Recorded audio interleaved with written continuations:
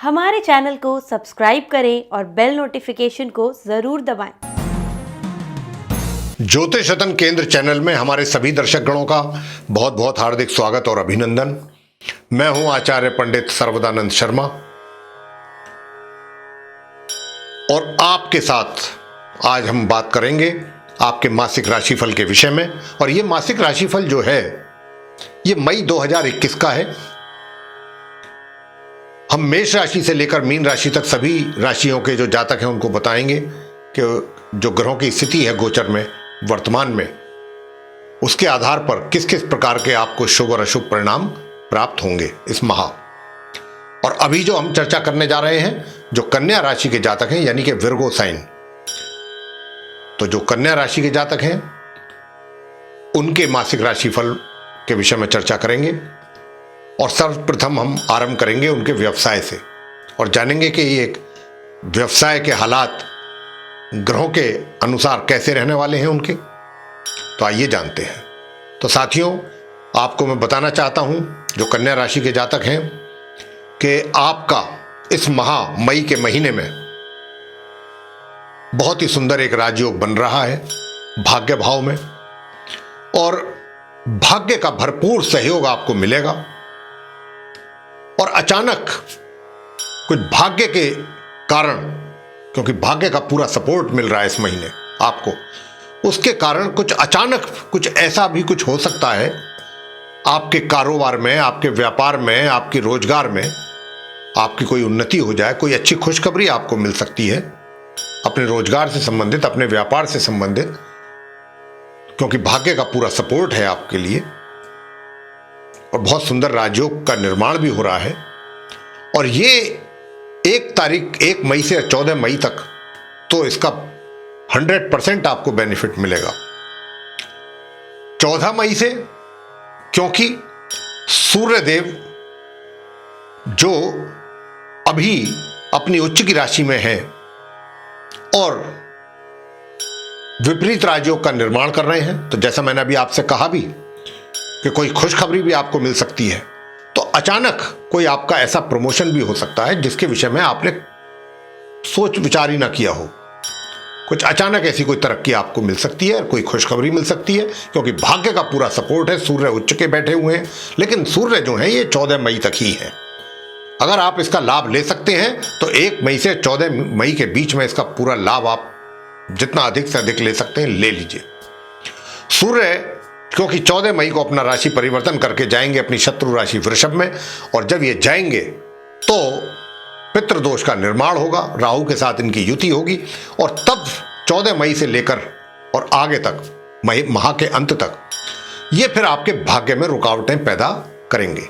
तो अगर कोई ऐसी चर्चा आपके विभाग में चल रही है आपके प्रमोशन आदि को लेकर के, जिसकी आपको थोड़ी सी भनक मिल गई हो, कुछ पहले से कुछ उसके बारे में सूचना मिल गई हो कि कुछ इस प्रकार की संभावना है, तो आप उसमें थोड़ा सा अपनी तरफ से भी एफर्ट करना आरंभ कर दीजिए, क्योंकि ये योग जो है जिसका फायदा आपको 100% मिलेगा वो 14 मई तक है। तो 14 मई तक आप इसका एडवांटेज लेकर के और उसका लाभ लें। 14 मई के बाद थोड़ी इसमें रुकावटें हैं, परेशानियां हैं, जो कि बनते हुए कार्यों में बाधाएं उत्पन्न करेगा, पितृदोष। और जो मतलब एक तरीके से मैं आपको बता दूं, क्योंकि ये जो आपको विपरीत राजयोग सूर्य बना रहे हैं वो भी एक राजयोग है, वो भी मात्र 14 मई तक ही है। तो 14 मई तक का जो समय है वो बहुत आपके लिए सफलताओं से भरा हुआ समय है। बहुत अच्छे अवसर आपको मिल सकते हैं उन्नति के, आप सफलता प्राप्त करेंगे जहां पर भी होंगे, जिस कार्य क्षेत्र में भी होंगे, व्यापार में हो चाहे रोजगार में हो, आपके लिए बहुत सुंदर समय है। चौतरफा आपके लिए सफलताएं आपको प्राप्त होंगी। और अब आपको बताना चाहेंगे साथियों कि आपकी जो आय है वो कैसी रहेगी। तो देखिए, आय की तो बात यह है कि जब 14 मई को मैंने कहा कि सूर्य राशि परिवर्तन करेंगे, तो उसके बाद आपका दूर दराज की यात्राओं का भी योग बनेगा, तो उसके माध्यम से भी आपको आय प्राप्त होगी। और जहां तक आय का प्रश्न है, आय का यह है कि सामान्य तौर से आपको आय होगी, सामान्य रूप से, क्योंकि ये जो मैंने आपसे कहा कि इसका लाभ उठाएं 1 से 14 मई के बीच का जो राजयोग बना हुआ भाग्य का साथ है, तो आज अगर आपको तरक्की हुई है तो जो भी आपके प्रमोशन होगी या जो भी आपको लाभ होगा उसका जो इकोनॉमिकली जो आपको बेनिफिट है वो तो आने वाले समय में दिखाई देगा, एकदम तो नहीं होगा। ऐसा नहीं है कि एकदम आपके हाथ में पैसा आ जाएगा, अभी तो पेपर्स आएंगे, ऑर्डर्स होंगे, तब जाकर के उसका फिर वो आएगा। तो अभी सामान्य इनकम रहेगी आपकी। और जहां तक इस बात का प्रश्न है कि सेविंग्स, तो अभी सेविंग्स में भी थोड़ा सा अवरोध है। सेविंग्स भी अभी आपकी इतना नहीं हो पाएंगी जितना आप चाहते हैं, थोड़ा सा उसमें भी कमी पेशी रहेगी। सुख सुविधाओं का भी जो लाभ है वो भी आपको पूर्ण रूप से नहीं मिल पाएगा, लेकिन हाँ इतना अवश्य कहते हैं कि देखिए जहां तक सुख सुविधाओं की बात है, तो अगर आप कोई प्रॉपर्टी, कोई घर, कोई मकान अगर कोई लेना चाहते हैं तो उसके लिए ये बहुत अच्छा अवसर है। इसमें ये कार्य आपका हो सकता है 1 मई से 14 मई के बीच में, अच्छा समय हो जाएगा अगर आप चाहते हैं तो। उसके लिए ये समय काफी उपयुक्त है। प्रेम संबंध, प्रेम संबंधों को लेकर के ग्रहों का मैं देख पा रहा हूं आपके चार्ट में कोई सहयोग नहीं मिल पा रहा है दूर दूर तक भी। तो इसीलिए मेरा आपको यह आग्रह है कन्या राशि के जातकों को कि आप अपना ध्यान इस ओर ना लगा करके अपने अगर काम पे अपना फोकस करें तो उसका और अधिक लाभ आपको प्राप्त हो सकता है ग्रहों की स्थिति के अनुसार।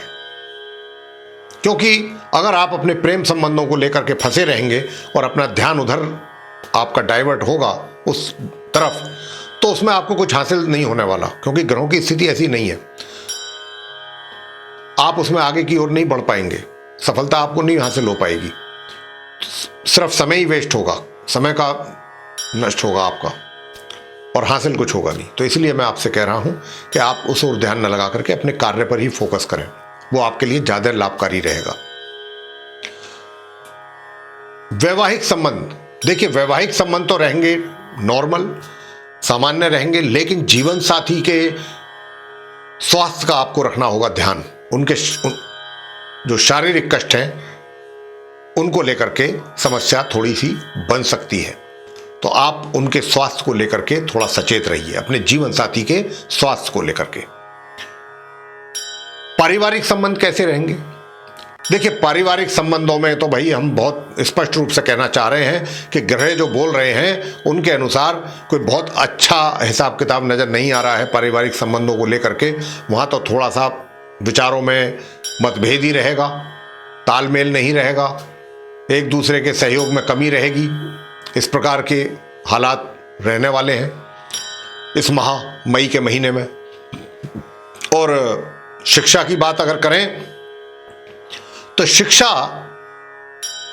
आपकी सामान्य से ऊपर रहेगी, सामान्य या मध्यम से ऊपर आपको परिणाम प्राप्त होंगे। लेकिन क्योंकि शनि बैठे हुए हैं आपके शिक्षा के घर में, और शनि तो आपको पता है बहुत न्याय प्रिय ग्रह हैं, तो मैं छात्रों से यह आग्रह कर रहा हूं कि क्योंकि शनि बैठे हुए हैं, शनि तभी परिणाम देते हैं कि जब व्यक्ति खुद मेहनत करता है। शनि देव कहते हैं कि आप मेहनत करोगे तो मैं आपके साथ हूं, अगर आप मेहनत नहीं करेंगे तो मैं आपके साथ नहीं हूं। तो इसलिए आपको भी अपनी शिक्षा प्राप्ति के लिए जितना अधिक प्रयास कर सकते हैं कीजिए, और फिर शनिदेव की कृपा स्वयं आपके ऊपर होनी आरंभ हो जाएगी। तो ये था छात्रों के लिए। संतान के विषय में भी हम कुछ ऐसा ही कहना चाहते हैं कि संतान भी जितना ईमानदारी के साथ अपने कार्यों में पूरी निष्ठा के साथ लगे रहेंगे, उतना ही उनको शुभ परिणामों की प्राप्ति होगी। लेकिन माता पिता से भी कहना चाहेंगे कि माता पिता को भी अपनी संतान के प्रति संतुष्टि बनी रहेगी इस माह, क्योंकि संतान जो है आपकी वो खुद भी स्वयं भी चिंतित रहेंगे वो अपने विषय में, अपने आप को लेकर के कि हम आगे कैसे चलें। और आप क्योंकि जब माँ बाप देखते हैं कि संतान को खुद अपने बारे में फिक्र है, तो ये माँ बापों के लिए काफ़ी संतुष्टि का विषय हो जाता है, संतुष्ट हो जाते हैं माँ बाप। तो इस प्रकार की स्थिति है ये संतान को लेकर के। स्वास्थ्य को लेकर के कैसा रहेगा? देखिए, स्वास्थ्य को लेकर के बताना चाहेंगे कि आपके स्वास्थ्य संबंधित समस्याएं इस माह बनी रहेंगी और विशेष रूप से वायु विकार और पेट संबंधित समस्याएं। तो इसलिए अपने खाने पीने का पूरा ध्यान रखिए, अपना पूरा रूटीन मेंटेन रखिए, उठने से लेकर सोने तक का, अन्यथा हो सकती है आपको पेट से संबंधित समस्या। तो ये जो था आपका राशिफल मैंने जो बताया, और अब अंत में मैं उपाय बताने जा रहा हूं। अगर करेंगे उपाय तो उससे होंगे आपको लाभ। तो देखिए, गुरुवार के दिन केले के वृक्ष की पूजा अवश्य करें। अगर करेंगे केले के वृक्ष की पूजा तो आपके स्वास्थ्य को लाभ होगा, आपके जीवन साथी के भी स्वास्थ्य को लाभ होगा। ये तो गुरुवार के दिन अगर आप पूजा करते हैं केले के वृक्ष की। दूसरा ये है कि आप 14 मई से और 30 मई के बीच में प्रतिदिन स्नान के पश्चात सूर्य देव को जल देना ना भूलें, और उनके मंत्र का भी उच्चारण अगर करेंगे तो और भी अति उत्तम है। ओम गृणी सूर्याय नमः 108 बार जल देते हुए मन मन में कर लीजिए। तो ये करना है आपने दूसरा उपाय। और तीसरा उपाय आपने करना क्या है? तीसरा उपाय आपने ये करना है कि मंगलवार के